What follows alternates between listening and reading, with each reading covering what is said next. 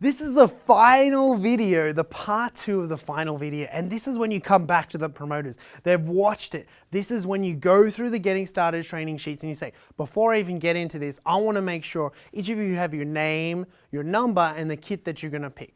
Well, I'm not sure which kit I want to pick. That's okay. What's your goal? Well, 20, 30 pounds, transformation kit. What's your goal? I don't know. I don't know, 10 pounds. Oh, that's okay. Energy, core kit. Oh, triathlon, core kit. Make sure that they all have their name and number and box picked.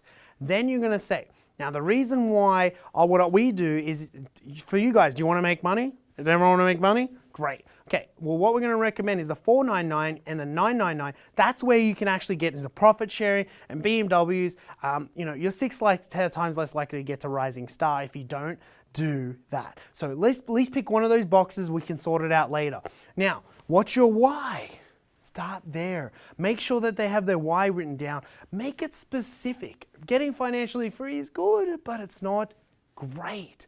You see, you want to get specific with the people that are potentially promoters because they want to know that you care. So find out who is that person that they would run into a burning building for, and that's what's going to drive them into the business. The second part is make sure that they all list those 25 names. Make it a game. Give them a $10 gift certificate to whoever does it first.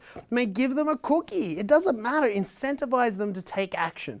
The final piece is you've got their why. You've also got their list of 25, and then finally, you've got to make sure that they know how to plug in. Make sure they know when the calls are, your team call, the vision call. The biggest thing I could recommend is when you're sitting down with a potential promoter, they have this huge why. Ask them this. What's your challenge goal? Specific. It needs to be specific because that's what's going to help you market. But the biggest thing is you're like, what type of income would you like to make? If everything could work out today, what is it for you if you could make that? What would that mean to you, and what is that figure?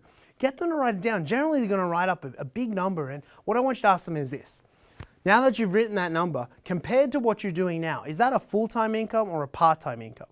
Now, if they said 5, 8, 10,000, and they're not making that in their jobs already, then that's a full-time income. Does that make sense? And this is what I always tell people. If you've got that as your full-time income, there is no way you can get a full-time income without a full-time effort. So how many hours are you going to put into your business? Now, 40 hours a week you don't have to have that kind of effort with this. But what I mean is a full-time effort. When you're working your business for an hour, what's your intensity level? What's your passion? How hard do you want to work?